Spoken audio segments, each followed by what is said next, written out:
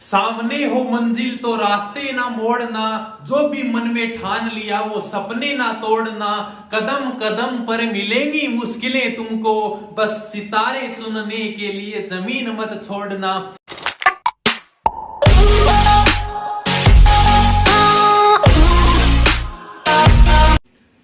जय हिंद दोस्तों, सारे भाइयों ना राम राम। आज अपने जो राजस्थान इतिहास को नेक्स्ट टॉपिक शुरू करांगा अजमेर का चौहान। ठीक है, अजमेर का चौहान ने सांबर का चौहान या साकंबरी का चौहान भी कहा जावे।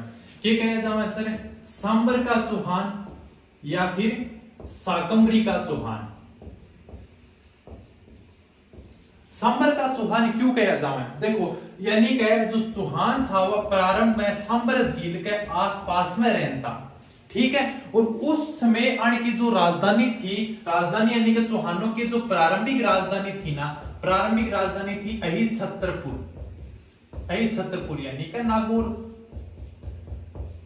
चौहानों की प्रारंभिक राजधानी थी वो अहिछत्रपुर नागौर थी और सांबर झील के आसपास रहते थे, इसलिए इनको सांबर के चौहान या साकंबरी के चौहान भी कहा गया। अब आगे बात करेंगे आप चौहान राजवंश के ऊपर, एक एक राजा की बात करेंगे। सबसे पहले आवे वासुदेव चौहान। वासुदेव चौहान ये है अपने चौहान वंश का संस्थापक, आदि पुरुष और मूल पुरुष। ठीक है, के बारे में वासुदेव चौहान के बारे में जो जानकारी उपलब्ध करावे वो करावे है बिजोलिया शिलालेख। शिलालेख, शिलालेख बता दो ताने शिलालेख किए हुए हैं। शिला, शिला का अर्थ होता है पत्थर और लेख, लेख होता है लिखा हुआ, यानी कोई पत्थर के ऊपर कोई लेख लिखा हुआ होता है, वही होता है शिलालेख। तो एक ऐसा ही शिलालेख मिला था बिजोलिया। बिजोलिया है भीलवाड़ा में पड़ता है। ठीक है, बिजोलिया शिलालेख। बिजोलिया ये वही दोस्तों, वही बिजोलिया है जो अपने राणा सांगा ने अशोक परमार को दिया था। बिजोलिया यानी कि अशोक परमार ने राणा सांगा की खानवा युद्ध में जो सहायता की थी, उसके बाद में बिजोलिया अशोक परमार को दिया था। आगे इतिहास में पढ़ेंगे अपन, लेकिन अभी सिर्फ इतना ही ध्यान रखना, बिजोलिया शिलालेख। बिजोलिया शिलालेख है वो 3-4 जानकारी उपलब्ध कराता है चौहानों के बारे में। ये बिजोलिया शिलालेख क्या कहता है कि जो चौहान वंश का जो संस्थापक था वो कौन था? वासुदेव चौहान था।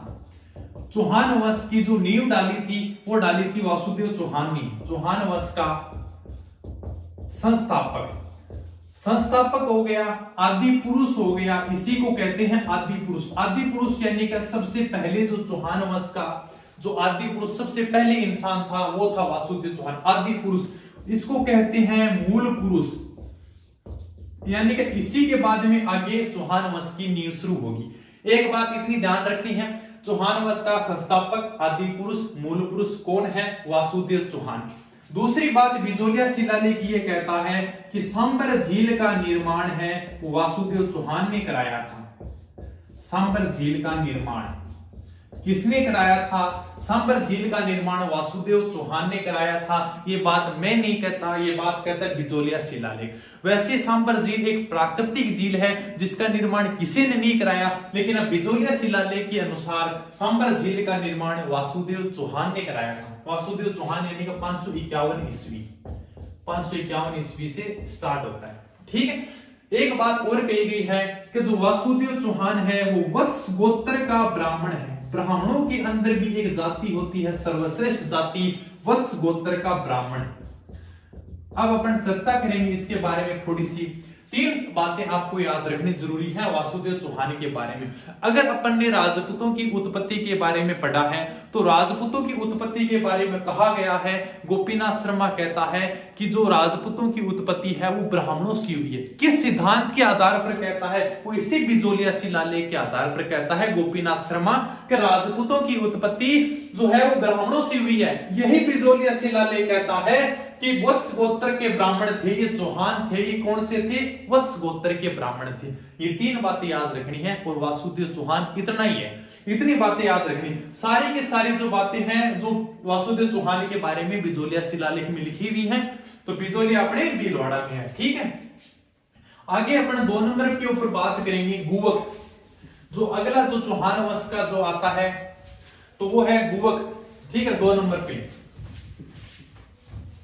एकदम आराम से इतनी इजी राजस्थान की हिस्ट्री है।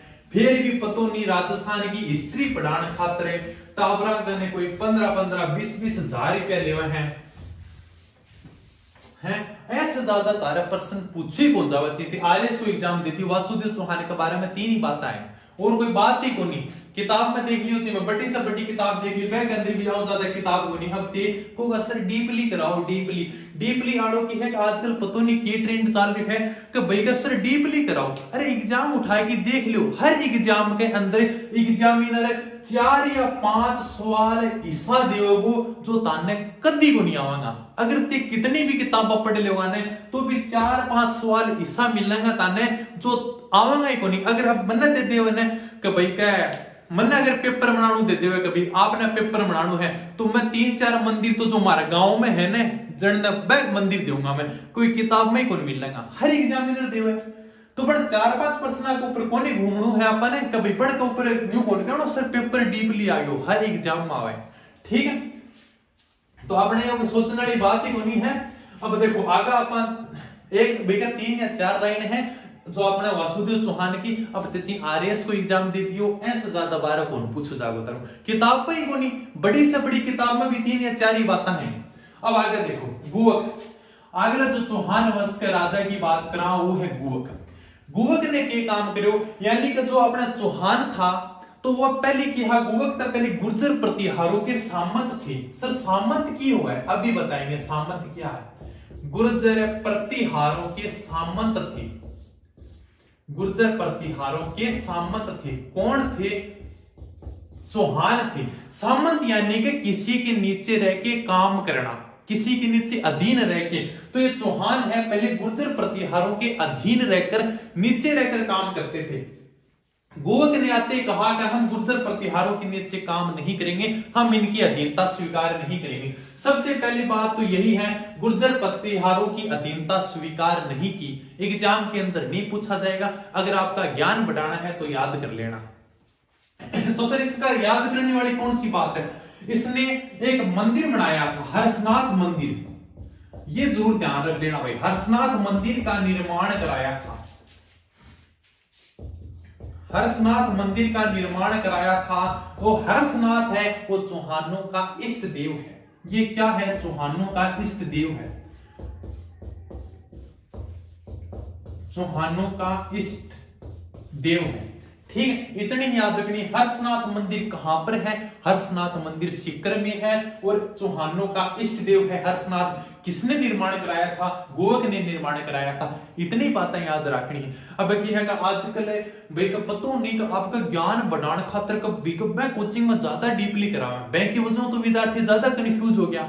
अब भाई का हकीकत में मैं कहना पहली बार में आराम तो इतनी इजी वे में नौकरी लाग सके लिए कोई स्टूडेंट नहीं है बता दे कि भाई ये चीज तो तने याद रखनी है या को नहीं रखनी। अगर तने ज्ञान बढ़ाना है तो याद रख लियो एग्जाम में तो प्रश्न आओगे को नहीं ठीक है। तो अब क्या है ये इतनी बातें लिखाते हैं स्टूडेंट बता कंफ्यूज हो जावे और आजकल जाओ भी सर डीपली कराओ एग्जाम में तो नॉर्मल प्रश्न पूछा जाएगा ठीक है। तो गोवा के बाद में अगला जो चौहान वंश के राजा की बात करेंगे सिंहराज।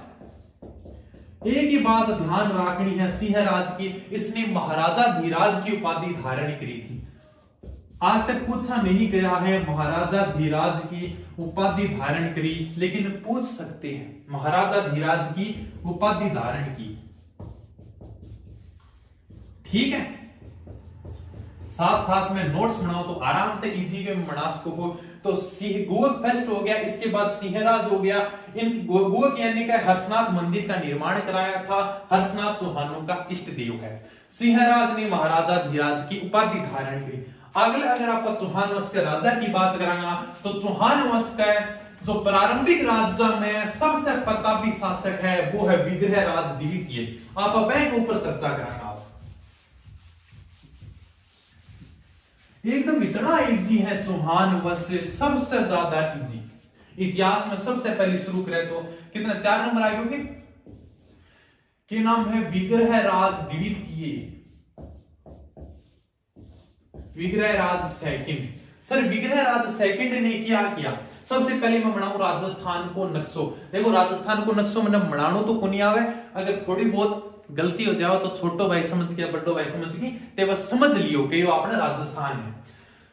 राजस्थान ए साइड को तो मड़ गयो एकदम परफेक्ट है। अब इली साइड है, दूसरी साइड देखा दूसरी साइड मेरे को कदी कौन बना है।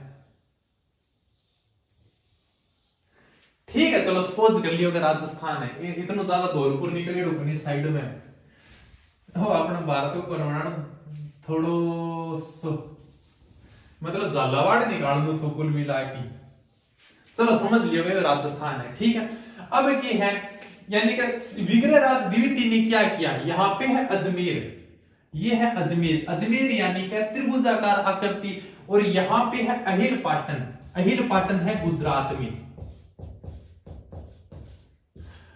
यानी कि गुजरात और अजमेर में विग्रहराज द्वितीय के समय से लड़ाई प्रारंभ होती है और पृथ्वीराज चौहान के टाइम तक इनकी लड़ाई चलती रहेगी। आगे आप इतिहास की बात करेंगे जी अरुणराज अन्ना जी, यानी कि ये दोनों ये जगह और ये जगह आपस में लड़ाई करती रहेंगी पृथ्वीराज चौहान के टाइम तक। ठीक है अब इनके टाइम में कैसे युद्ध हुआ, विग्रहराज द्वितीय के समय यहाँ पे अजमेर का शासक था विग्रहराज द्वितीय और यहाँ अहिल पाटन का शासक था मूलराज प्रथम। ठीक है मूलराज प्रथम, तो विग्रहराज द्वितीय ने मूलराज प्रथम को हराया था और बड़ोच में अपनी कुल देवी है इनकी आशापुरा माता, कुल देवी है आशापुरा माता, इसके मंदिर का निर्माण कराया था विग्रहराज द्वितीय ने। बस इतनी बातें याद रखनी है। ठीक है क्या बात याद रखनी है, अहिल पाटन के शासक मूलराज प्रथम को हराया, अहिल पाटन के शासक मूलराज प्रथम को हराया और भड़ोच में अपनी कुल देवी आशापुरा की माता के मंदिर का निर्माण कराया। ये आशापुरा माता है ना बड़ोच, बड़ोच कच्छ के अंदर है, कच्छ यानी गुजरात में, कच्छ यानी गुजरात। अगर अपन कभी गुजरात में चुनाव में देखेंगे ना तो बेटा कोई सभा होती है ना तो नरेंद्र मोदी सबसे पहले इसी माता के मंदिर में जाता है। ध्यान रखना अगर कभी आप चुनाव देखो गुजरात के तो बेटा अगर कच्छ में कभी सभा कर रहे होंगे तो आशापुरा माता के मंदिर में तो धोख लगा के आते हैं। तो ठीक है विग्रहराज द्वितीय की सिर्फ इतनी बात याद रखनी है, भड़ोच में कुल देवी आशापुरा माता के मंदिर का निर्माण कराया और गुजरात अहिल पाटन के शासक मूलराज प्रथम को हराया था। ठीक है आगे बात करांगा 5 नंबर की अपा अजय राज। अजय राज से थोड़ो अजमेर चौहान अजमेर नगर की स्थापना हो जाए। राजस्थान को नक्शो रहने दूंगी एक बार, ज्यादा सुंदर तो कौन बड़ो। ठीक है समझ जाओगे मेरा प्यारा प्यारा स्टूडेंट हो तो समझ जाओगे सर कोई बात नहीं हुई राजस्थान है। ठीक है 5 नंबर के ऊपर बात कराना है अजय राज चौहान। यहां से थोड़ी अपने वंशावली से शुरू होगी अजय राज चौहान से, लेकिन याद तो अपने को वो भी रखनी है। अजय राज चौहान का जो शासनकाल है वो है 1113 से लेकर 1133 ईस्वी तक। सर इसने क्या किया, इसने राजा बनते ही सबसे पहले 1113 ईस्वी में अजय मेरू नगर की स्थापना की थी। अजय मेरू सर अजय मेरू कौन सा है जो आज वर्तमान में अजमेर है, यही अजय मेरू के नाम से जाना जाता था। पहले अजय मेरू नगर बसाया था।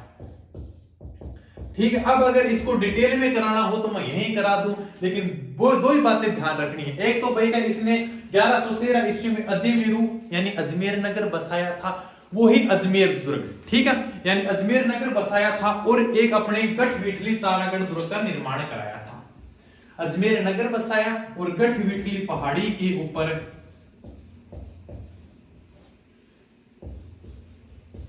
गढ़विठली पहाड़ी पर तारागढ़ दुर्ग का निर्माण कराया। ये वही तारागढ़ है जिसको राजस्थान का हृदय कहा जाता है। विश्व हेबर ने इसको राजस्थान का जिब्राल्टर कहा था। भारत का मक्का, राजस्थान का नागा, राजस्थान का हृदय किसको कहा जाता है, अजमेर को कहा जाता है। त्रिभुजाकार आकृति आप इसको देखो तो सही, राजस्थान के नक्शे में अजमेर को एकदम राजस्थान का हृदय नहीं है क्या बताओ, एकदम बीचों बीच यानी कि एकदम बीच के अंदर है, वो है राजस्थान का हृदय। ठीक है तो बस इतनी ध्यान रखनी। एक और बात ध्यान रखना, अगर आपको ज्ञान बढ़ाना है तो नहीं, लेकिन अच्छी बात है, ज्ञान बढ़ाने वाली बात नहीं, बात भी अच्छी है। इन्होंने अजय देव नाम से चांदी के सिक्के चलाए थे। अजय देव नाम से चांदी के सिक्के चलाए थे। ठीक है अजय देव नाम से चांदी के सिक्के चलाए थे। बताओ भाई, अजयराज चौहान कंप्लीट है, इससे ज्यादा आपको याद करने की जरूरत ही नहीं है, किताब के अंदर ही नहीं है, आप आरएस के अंदर दे देना, उससे ज्यादा इस किताब में नहीं है। बताओ, अजयराज चौहान 1113 से 1133 ईस्वी में, 1113 ईस्वी में अजय मेरू यानी अजमेर नगर बसाया था। गठ विठली पहाड़ी के ऊपर तारागढ़ दुर्ग बसाया था। तारागढ़ दुर्ग की आप डिटेल ज्यादा चर्चा करांगा, अभी सिर्फ आप इतिहास पढ़ रहे हैं तो यो टॉपिक ज्यादा लंबो जाओ। दुर्ग अपने टॉपिक में लागा है, सारा दुर्ग पटाना एक एक, तब आप दुर्ग के बारे में चर्चा कर लेवांगा, ठीक है। अजय देव नाम से इन्होंने चांदी के सिक्के चलाए थे। अजय राज के बाद में आता है अरुणोराज। अरुणोराज या अन्नाजी चौहान, पृथ्वीराज चौहान के दादाजी, ठीक है। अब देखो, यानी कि आप राजस्थान के इतिहास में दादा और पोता को जो इतिहास रहे हो बड़ो शानदार रहे हो, चाहे आपने महाराणा कुंभा हो, चाहे राणा सांगा हो, चाहे राणा प्रताप हो, दादा और पोता को इतिहास, ठीक है। आज अरुणराज जी को भी थोड़ा इतिहास बढ़िया है, के बाद में पृथ्वीराज चौहान को इतिहास बढ़िया है। तो यानी कि अगलो अगर आप पढ़ा नेक्स्ट राजा है तो वो है अरुणोराज, अरुणोराज या फिर अन्नाजी चौहान। सर इनका शासनकाल कब से कब तक है? 1113 से 1133 तक था अपने अजय राज का, और 1133 से लेकर 1155 तक, 1133 से लेकर 1155 तक है वो अरुणोराज यानी अन्नाजी चौहान का शासनकाल है। देखो शासनकाल याद मत रखना, ठीक है, बेगम मैं करा रहा हूं लेकिन शासनकाल याद रखने की जरूरत नहीं है। आन को शासनकाल पूछो भी कौन सा है, आज तक एग्जाम में कभी इनका शासनकाल नहीं पूछा गया, किसी का नहीं पूछा गया, आप भी याद मत रखना। लेकिन अगर ज्ञान बढ़ाणु है, कसर मान तो एक एक डिटेल पढ़नु है तो आराम से याद रख सको, ठीक है। अरुणोराज या अन्नाजी चौहान, देखो इनके समय क्या है, यानी कि जब ये अजमेर के राजा थे तो इनके समय तुर्कों का आक्रमण हुआ था। तुर्क यानी कि इस साइड से आ रहे थे तुर्कों का आक्रमण। तुर्क आक्रमण करते करते यहां तक आ गए, मरुस्थल तक, ठीक है, मरुस्थल तक आ गए, यहां तक कोई दिक्कत नहीं थी। इसके बाद में पुष्कर घाटी में भी आ गए और अजमेर में इन्होंने तहस नहस मचा दी थी। तो इसके बाद में अरुणोराज या अन्नाजी हैं, इन्होंने दो पहाड़ियों के मध्य, एक तो अपने नाग पहाड़ी जहां से लूणी नदी निकलती है, और एक अपने जिसके ऊपर अभी बताया है जो अपने अजमेर का किला है तारागढ़ पहाड़ी, इनके बीच में तुर्कों का नरसंहार किया, भयंकर तरीकों काटा, यानी भयंकर तरीकों से मारा इनको तुर्कों को, दोनों पहाड़ियों के बीच में फंसा के, और फिर एकदम खून की नदियां बही। तो अब क्या है कि पूरा अजमेर एकदम खून से मतलब रक्त रंजित हो गया। अब रक्त रंजित हो गया, उनके बाद में इन्होंने हवन कराया था, ठीक है, यानी धरती को साफ कराने के लिए इन्होंने एक तो हवन कराया था और पुष्कर में वराह मंदिर का निर्माण कराया था। ये ध्यान रखना, पुष्कर में वराह मंदिर का निर्माण, वराह होता है भगवान विष्णु का अवतार ही है वराह मंदिर। पुष्कर में वराह मंदिर का निर्माण कराया, किसने कराया? अरुणोराज या अन्नाजी चौहान ने। क्यों कराया? तुर्कों से रक्त रंजित धरती को साफ कराने के लिए इन्होंने एक अन्ना सागर झील का भी निर्माण कराया था। पुष्कर में एक तो वराह मंदिर का निर्माण करा दिया, अब यानी कि जो धरती एकदम मतलब खून की होगी, खून की नदियां बहने लगी, ठीक है। उसके बाद में इन्होंने क्या बेटा एक अन्ना सागर झील का निर्माण कराया था, चंद्रा नदी का जल रोक कर, चंद्रा नदी का जल रोक कर, चंद्रा नदी का जल रोक कर इन्होंने अन्ना सागर झील का निर्माण कराया था। अन्ना सागर झील का निर्माण थोड़ा सा बता दूंगा मैं, वैसे झीलों में अपन पढ़ लेंगे इसको थोड़ा सा, लेकिन झील आ गई है तो मैं बारे में चर्चा कर लेगा, ठीक है। एक तो पुष्कर में वराह मंदिर का निर्माण कराया था, वराह भगवान विष्णु का एक अवतार है। चंद्रा नदी का जल रोककर अन्ना सागर झील का निर्माण कराया था। क्यों कराया था? तुर्कों से रक्त रंजित धरती को साफ कराने के लिए अन्ना सागर झील का निर्माण कराया था। अन्ना सागर झील की बात करा, ये लो भाई झील है, ठीक है, कौन सी है? अन्ना सागर झील।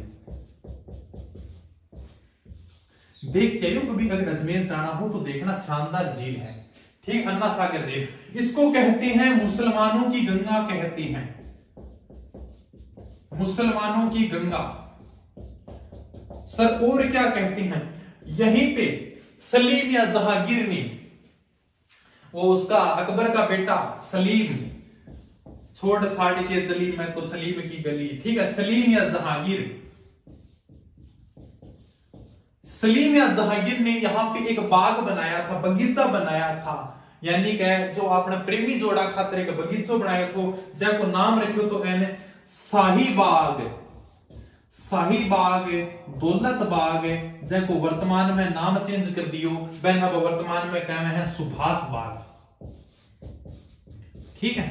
वही मिल जाएगा अगर आप अन्ना सागर झील में जाओगे। मैं तो गए हूं, ड्यूटी में गए थे तब देखा था। तो शाही बाग, दौलत बाग, जिसे वर्तमान में सुभाष बाग कहते हैं, किसने इसका निर्माण कराया था? सलीम या जहांगीर, एक ही बात है। इन्होंने अन्ना सागर झील में शाही बाग, दौलत बाग का निर्माण कराया था। यहीं पे शाहजहां ने संगमरमर से निर्मित 12 दरवाजों का निर्माण कराया। कितने? 12 दरवाजों का। और किसी भी कोचिंग में यह नहीं बताया जाता कि 12 दरवाजों का निर्माण कराया, बस एक ही बात कहते हैं 12 दरी का निर्माण कराया। और मैं तो आज तक खुद ही नहीं समझ पाया कि 12 दरी क्या है।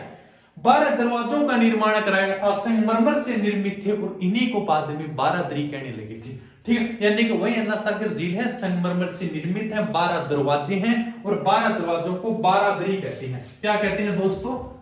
12 दरी, ठीक है। तो इनको 12 यानी कि शाहजहां ने संगमरमर से निर्मित 12 दरी का निर्माण कराया था। यहीं के ऊपर अन्ना सागर झील में ही बैठ के जो अपने नूरजहां थी, नूरजहां ने गुलाब के रस से इत्र का आविष्कार किया था। किसका आविष्कार किया था? इत्र का आविष्कार किया था। बोर्ड भी बड़ो छोटा है, जल्दी डिजिटल बोर्ड ले आऊंगा, बैंक बाद में तो पढ़ाने को भी मजा आओगे, ठीक है। तो शाहजहां ने 12 दरी का निर्माण कराया था।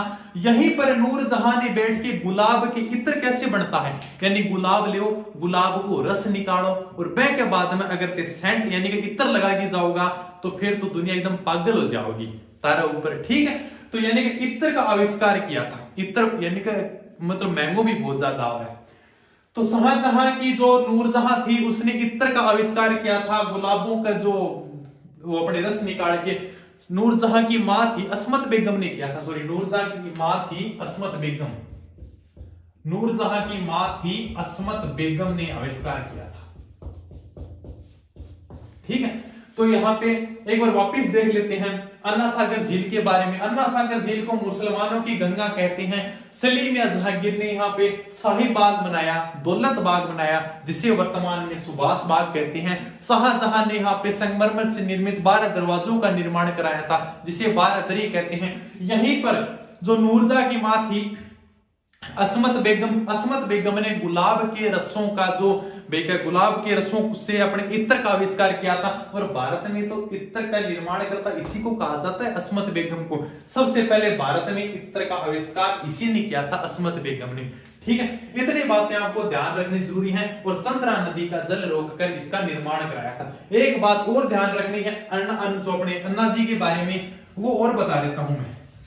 अभी मैं जस्ट थोड़ी देर पहले पढ़ाए थे, तब एक चीज बताई थी मैं आपने कि जो आपने गुजरात का राजा और आपने अजमेर का चौहानों के मध्य तो युद्ध चालतो ही रहा, यो युद्ध शुरू हो गयो तो अब की है ये युद्ध खत्म होने को नाम ही बोलने को विग्रहराज द्वितीय के समय से शुरू हुए तो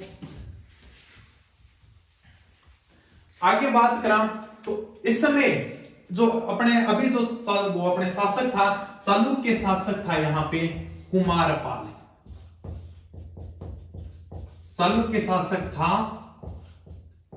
कुमारपाल।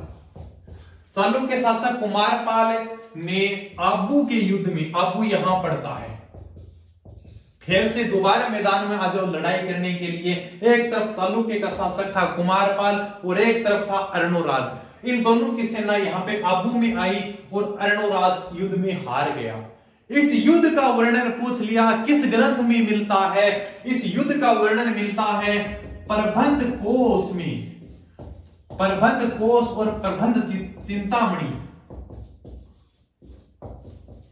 दोनों के लेखक ध्यान रखने जरूरी है भाई, बिल्कुल ध्यान रखना जरूरी है। जो बढ़िया बढ़िया चीज है बताने में बता दूंगा, आज चीज याद रखनी जरूरी है। चालुक्य शासक कुमारपाल ने आबू के युद्ध में, चालुक्य शासक कुमारपाल ने आबू के युद्ध में अर्णोराज को हराया था, ठीक है। इस युद्ध का वर्णन, इस युद्ध की जानकारी अपने को प्रबंध कोश और प्रबंध चिंतामणि में मिलती है। प्रबंध कोश का जो लेखक है वो है राजशेखर। कौन है दोस्तों? राजशेखर। और प्रबंध चिंतामणि का जो लेखक है वो है मेरुतंग। ध्यान रख लो बस इतनी बात है अरुणराज की। अगर एक अपने चौहान वंश के एक राजा की अगर आप 3-4 लाइना याद नहीं रख सका तो बताओ पूरी 60 साल की जिंदगी ताने फिर ऐस कौन कराओगो भाई। आपने अगर नौकरी लागणु है 60 साल की जिंदगी ताई अपन ऐस करनु है, आराम से 1 तारीख ने मैसेज आओगो क्रेडिट योर अकाउंट इतनी इतनी सैलरी, ठीक है, हर महीना बड़ी की सैलरी आओगी, हर साल सैलरी बड़ी की आओगी। तो बैंक खातिर ये 3-3 4-4 लाइना तो याद रखनी पड़ेगी। 10वीं के अंदर अपना कितना ही परसेंट हो कोई मायनों को रखा। 12वीं में जिन्होंने 12वीं में कभी टॉप किया था, मेरे को आज भी पता है कि हम जब 12वीं क्लास कर रहे थे ना तो उस समय जिस लड़के ने टॉप किया था ना उसके 90% बने थे। 12वीं के अंदर 90% बने थे, लेकिन आज तक वो नौकरी नहीं लगा। और यानी कि एलडीसी क्लर्क इनकी नौकरी देख रहा है, क्यों? गाइडेंस से नहीं मिली कभी।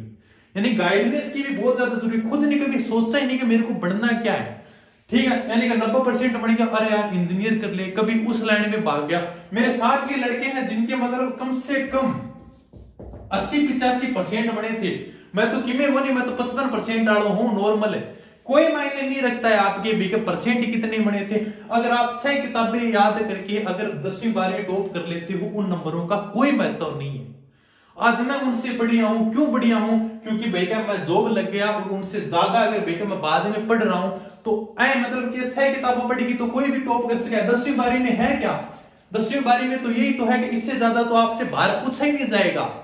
भैया 10वीं की क्लास है, 6 किताबें हैं, बड़ दोबारा प्रश्न पूछो कौन जाओ। अरे कंपटीशन है, ये कंपटीशन है सरकारी नौकरी के लिए। यहाँ पे पता नहीं एग्जामिनर कहां से सवाल उठाएगा। फिर भी मैं तुमको बता रहा हूं कि भैया 2-3 किताबें पढ़ने का ये एकदम किताबों का निचोड़ है। अण दोबारा कौन जाओ तो भी आराम तक ये लाइन नहीं पढ़ सको तो बताओ अण से ज्यादा मैं ताने कितना याद कराऊंगा। अब आगे लो आप जो राजा की बात करूंगा वो है भाई साहब विग्रह राज चतुर्थ या फिर विसलदेव चौहान। इनके युग को चौहानों का स्वर्ण काल कहा जाता है।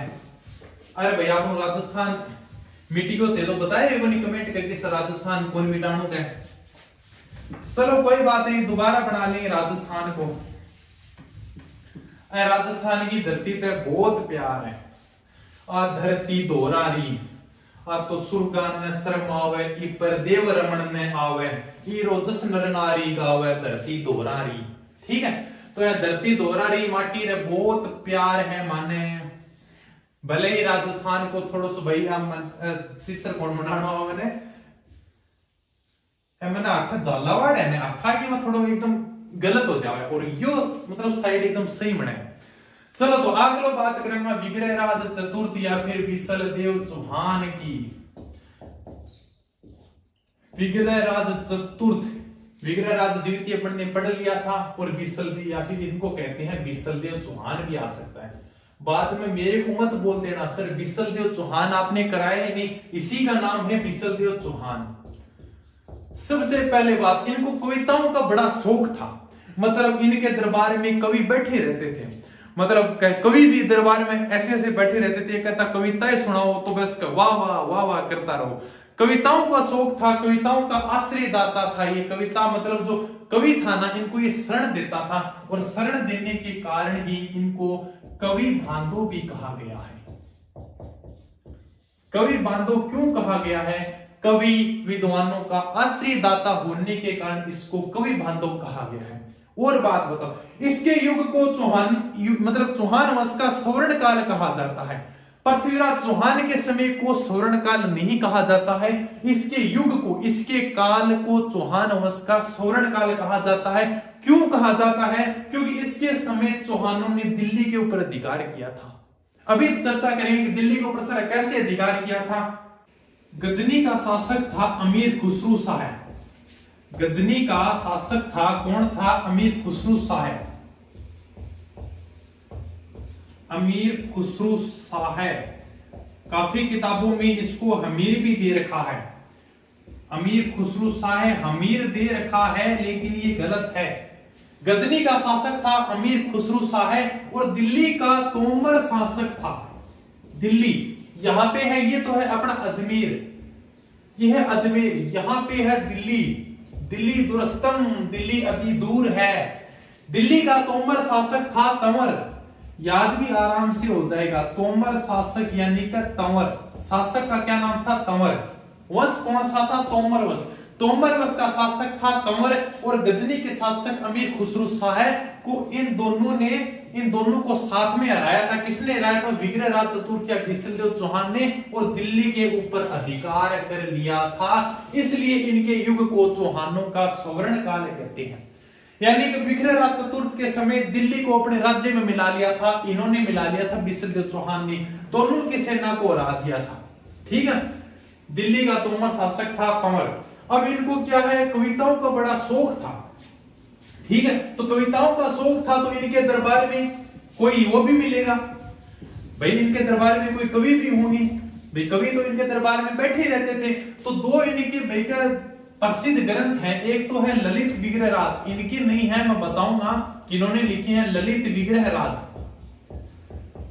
एक तो है ललित विग्रहराज। ये ध्यान रखना, ललित विग्रहराज का जो लेखक है वो है सोमदेव। यानी कि इन ग्रंथों के बारे में क्या जानकारी मिलती है?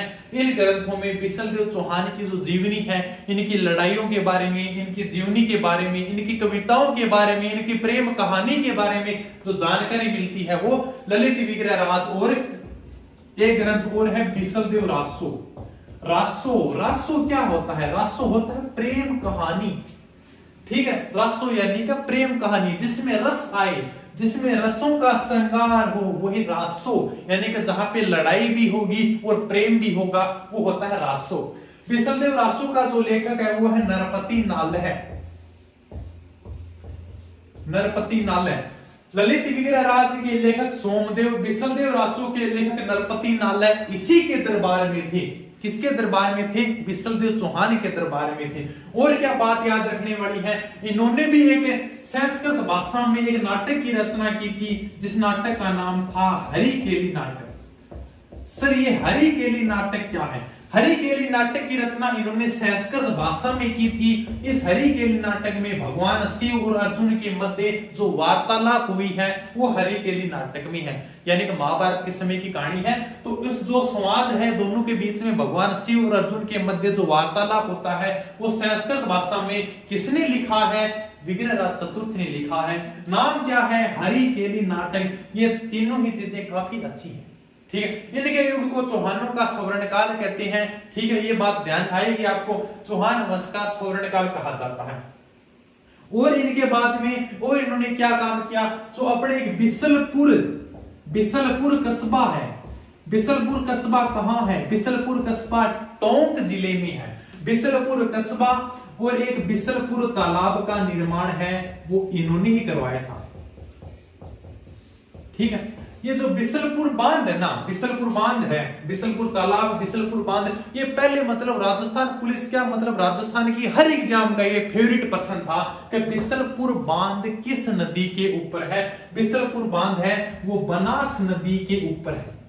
पता नहीं इतना क्यों फेवरेट पर्सन हो, हर बार एग्जाम में पूछ लेता कि बिसलपुर जो बांध है वो किस नदी के ऊपर है? बनास नदी के ऊपर है। ये अपना 2015-16 में जो एग्जाम होता है ना राजस्थान का, कोई भी चीज भर्ती हो है उनके अंदर राजस्थान पुलिस में तो पक्को पूछता कि बिसलपुर बांध किस नदी पे है? बिसलपुर बांध बनास नदी के ऊपर है। ठीक है, और बिसलपुर कस्बा दोनों ही है वो किसने निर्माण कराए थे? विग्रहराज चतुर्थ या बिसलदेव चौहान ने इनका निर्माण कराया था। और बताओ सर, और एक चौहानों का स्वर्णकाल हो ही गया। ठीक, एक इन्होंने संस्कृत पाठशाला बनाई थी। संस्कृत पाठशाला बनाई थी जो अपने मोहम्मद गोरी का जो सेनापति है, मोहम्मद गारी का जो चेला है, कौन है? कुतुबुद्दीन ऐबक ने तोड़कर हटाई के झोपड़े में परिवर्तित कर दिया। क्या निर्माण कराया था? संस्कृत पाठशाला का निर्माण कराया था। तो विग्रहराज चतुर्थ के बारे में इतनी बढ़िया बढ़िया बातें थी, सारी आपको बता दी हैं। अब अपने बचा है पृथ्वीराज चौहान थर्ड। पृथ्वीराज चौहान थर्ड को एकदम आराम से पढ़ेंगे, विस्तार से पढ़ेंगे। ठीक है, तो ज्यादा अपन घबराने की जरूरत नहीं है, क्योंकि भी देखो दो तीन जो अपने जो मोस्ट शासक है ना, पृथ्वीराज चौहान है, ठीक है, और अपने राणा सांगा है, महाराणा कुंभा है, महाराणा प्रताप है, इनको अलग अलग पढ़ेंगे। एक एक घंटे की वीडियो बने, लेकिन भाई का राजस्थान का इतिहास इनकी वजह से चलता है, तो इसको थोड़ा एक अलग वीडियो बना के बता देंगे। और बाकी अजमेर का चौहान आपका कंप्लीट हो जाएगा। पृथ्वीराज चौहान के बाद में सबसे ज्यादा प्रश्न उन्हीं से पूछे जाते हैं। ठीक है, तो ये फिर अपने 2 वीडियो में अजमेर का चौहान है वो पूरा हो जाएगा। ठीक है दोस्तों, धन्यवाद, थैंक यू, जय हिंद।